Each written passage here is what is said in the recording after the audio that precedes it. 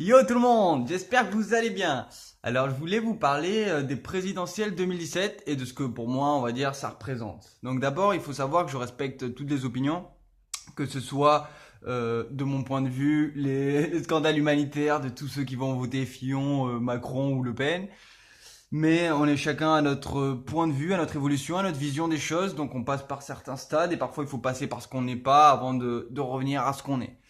Si seulement on le faisait tous en même temps, ça aurait été tellement plus simple.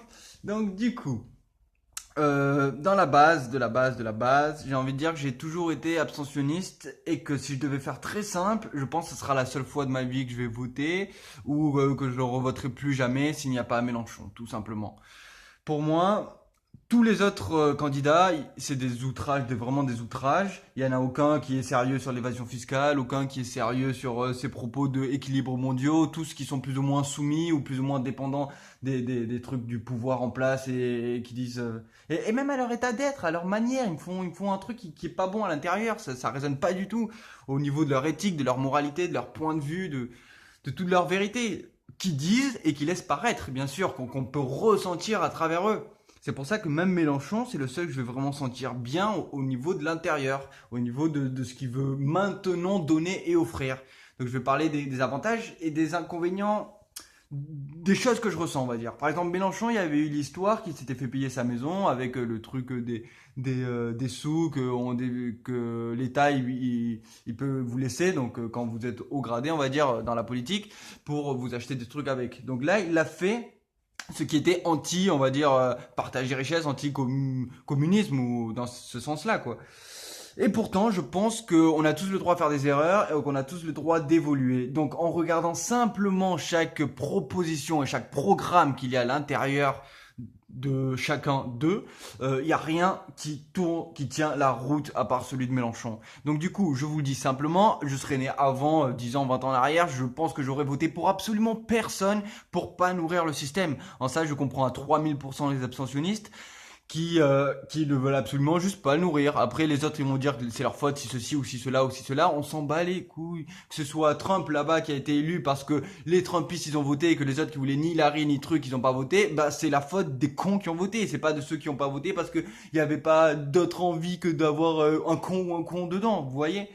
Donc du coup, il faut vraiment choisir pertinemment. Je pense que dès qu'il y aura assez de conscience à l'intérieur des gens, donc aussi bien des abstentionnistes que des gens qui votent sérieux, j'ai envie de dire, et utiles, à ce moment-là, il y aura forcément des gens qui se mettront en avant dans la foule et dans les consciences directement hors un truc politique qui passerait forcément par la sphère de cette zone-là, mais plutôt par des idées tellement géniales, tellement magnifiques que les gens ne pourraient que la suivre naturellement, comme l'idée de la transparence des comptes, et des prix d'achat et de revient des produits. Pour l'instant, les riches ils voudront pas parce qu'on verra leur marge. Mais le jour où ce sera tellement évident, forcément, ça ira pour. Et dans ce sens-là, j'en ai parlé avec plein de gens, je vois que Mélenchon avec toutes les idées de réévocation des élus, de partage des richesses, de tranches d'impôts pour les plus riches, de sortie de l'euro si on garde les traités de merde qui font que l'Europe c'est les États-Unis d'Amérique on va dire et qu'on se fait douiller, qu'on suit les lois et qu'on meurt petit à petit et qu'on est dans la merde alors qu'avant on était pourtant une des plus grandes puissance, même si on est toujours entre guillemets, mais ça on s'en fout. Moi je parle de la puissance par rapport à ce qu'on aurait pu être, pas de la puissance par rapport aux autres. La technologie pour faire de la permaculture à l'infini, on l'a depuis tout le temps. Le truc pour s'enlever des produits pharmaceutiques, on l'a depuis tout le temps. Le chanvre à la place du coton pour faire un stock de bénéfices pour tout le monde, à part pour les grandes entreprises, on l'a depuis tout le temps. Le problème c'est pas une question de ce qu'on peut faire, c'est une question de ce qu'on choisit de faire et où on se mobilise. Si chacun en parlait de ça, ça ferait longtemps ça serait déjà mis en place. Mais bon, les gens, ils préfèrent tourner dans leur petit monde tranquille, sans penser à trop de choses, à dire que tout est la faute des autres et que nous on fait rien, donc c'est pas notre faute. Mais là, on revient à la phrase d'Albert Einstein qui dit qu'il a plus peur des gens qui ne font rien que des gens qui font le mal. Donc, je reprends. L'abstentionnisme, ce n'est pas ne rien faire, c'est être contre un système. Le vote blanc, il est très mal pris en compte, il faut un papier de telle taille ou je sais pas quoi, ou je sais pas quoi. Et le reste qu'on nous propose, c'est vraiment outrageant, scandaleux. C'est juste maintenant, la seule année de ma vie, j'ai 24 ans quoi, je suis jeune, où il y a quelqu'un de utile que je vais pouvoir voter. Excusez-moi, mais je préférais oui avant Hollande que Sarkozy, mais j'allais pas voter Hollande tellement je le sentais qu'il était scandaleux à l'intérieur et à quel point il se laisse gober et tout ce que vous voulez. C'était pareil pour avant, j'aurais pas voté, même si je suis plutôt pour le socialisme et pour le partage des trucs que pour un capitalisme franc, dur et souilleur, quoi. Et souilleur. Donc du coup, il n'y a qu'une manière pertinente à mes yeux, c'est si on veut voter bien sûr, hein, c'est Mélenchon. Il est en train de regrouper tout le monde, il est en train de réveiller tout le monde contre les entreprises, contre les inégalités, contre les trucs. Et même s'il a fait des erreurs et même s'il y a eu des soucis avant, et on a tous le droit à être pardonné. Par les autres, bon ça prend le temps que ça prend, mais sinon on a tous le droit de recommencer et d'être sérieux envers soi-même. Il a de compte à rendre à personne à part envers lui-même, et s'il fait de son mieux maintenant et qu'il est sérieux pour aider tout le monde, alors il réparera 1000 fois plus que les erreurs qu'on a faites. Et encore une fois, celui qui n'a pas fait d'erreur qui jette la première pierre, et ça sera rapide à évaluer. Donc du coup, moi-même personnellement, je sais même pas avec les dernières choses que j'ai appris, ce que je vais faire, mais pour moi c'est les deux choix. Donc j'ai parlé avec un banquier récemment, avec qui on a déliré un truc de ouf. Et du coup on parlait de nos idées. Lui il votait Macron, moi je pensais plus Mélenchon, et du coup on débattait. On arrivait à être clean pendant plein de temps, des heures et des heures, pas que de politique, mais entre autres il y avait ça. Et du coup selon lui, le problème principal, si Mélenchon passe, si les idées sont bonnes et tout, ça va être la dévalue de la monnaie. C'est-à-dire qu'on va perdre énormément en s'isolant et en étant plus seul. Mais moi je pense que même si ça peut arriver, avec tout ce qu'on a gagné en différence sur les milliards qu'on utilise mieux, ça je voulais voir son programme, même si on a une dévalue de la monnaie, je pense, même si je m'y connais pas assez, qu'on a une manière de créer une monnaie seule en France, assez forte et assez encourageante pour les autres au niveau moralité, éthique, pour que des gens nous suivent très vite et que du coup on joue ensemble sur ce changement-là. Je préfère ça que rester à l'euro et tomber petit à petit et puis rester de plus en plus soumis et du coup avoir de moins en moins de temps pour réfléchir sur ce qui vraiment est bon pour nous. Parce que si on réfléchit pas, les autres ils le font à notre place, et s'ils le font à notre place, on va perdre de plus en plus de soumission, parce que ceux qui réfléchissent, ils sont un petit pourcentage qui veulent toujours plus de privilèges pour eux-mêmes. C'est super logique. Donc à partir de là, je préfère prendre le risque que ça parte même en cacahuète parce que nous on parte et que du coup ça fait d'autres ils trouvent l'excuse pour faire des guerres ou pour sortir un truc, mais que ça ouvre vers un nouveau monde plutôt que de rester dans cette petite soumission petit à petit, de prendre quelqu'un comme Macron qui sera absolument pro le capitalisme, pro la technologie, pro les grandes entreprises, pro tout ça, sauf en fait le peuple. Selon moi, je dis ce que je vois, ce que je sens et ce qui paraît pour moi complètement évident. Donc du coup, ça va être ou Mélenchon. Et moi, je sens qu'il y a eu énormément de montées, ou l'abstention, parce que c'est la même montée des gens qui veulent absolument pas se nourrir tout ça.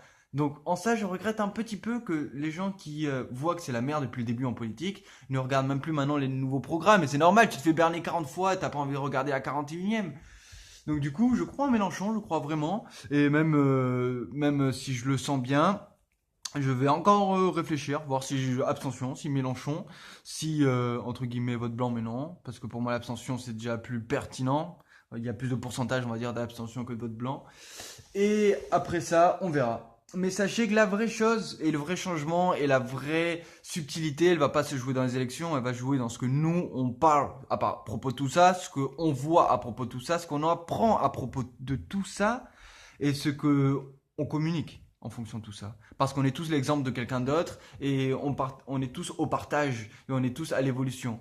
Là, par exemple, avec un pote, il voyait que sa mère elle votait Macron, que l'épicier il votait Macron, et à chaque fois que je leur pose ou qu'on leur pose les questions, on voit bien qu'il n'y a aucun plan. C'est toujours oh mais il a l'air pas mal, vous savez, ou il a fait telles études, ou alors il est jeune encore et il a l'habitude du pouvoir, mais c'est rien. Déjà ceux qui ont l'habitude du pouvoir, ils ont fait de la merde depuis le début, à part Pépé Mou qui connaît certains.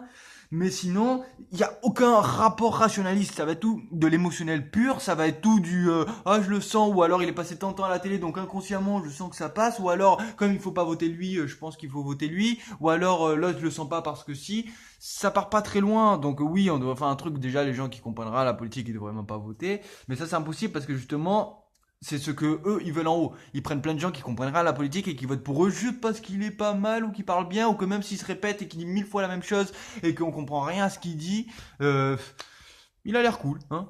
Donc du coup voilà, c'est pour dire à quel point ça peut être scandaleux, de quel point on joue sur l'image. Comme vous l'avez vu, plus quelqu'un est passé à la télé, plus il a le pourcentage d'être élu. Donc maintenant, si Mélenchon il est en train de passer tout le temps et tout ça, c'est pas parce que pour une fois ça va dans l'autre sens que il faut pas en profiter et le jouer vraiment. Et même si c'est possible que ce soit chaos prénatal ou que ce soit le chaos tout court juste après. Dans tous les cas, c'est déjà le chaos qui vient. Vous voyez dans quelle direction on tend, vous voyez vers où on va. Donc c'est le moment de vraiment s'occuper de soi-même parce que dans les périodes de grandes adversités naissent les grands caractères.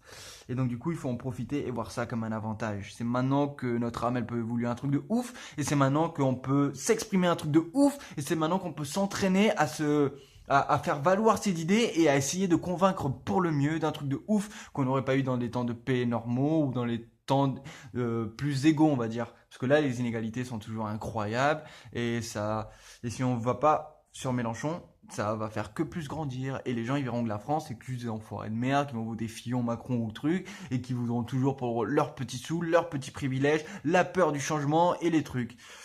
Si c'est les humains, c'est les humains, hein. Chacun récolte ce qu'il sème, hein. Comme il disait l'autre, celui qui pour un peu de sécurité, il donne ses libertés, ben il mérite ni l'un ni l'autre. Et il va se faire verrouiller de l'intérieur de la même manière.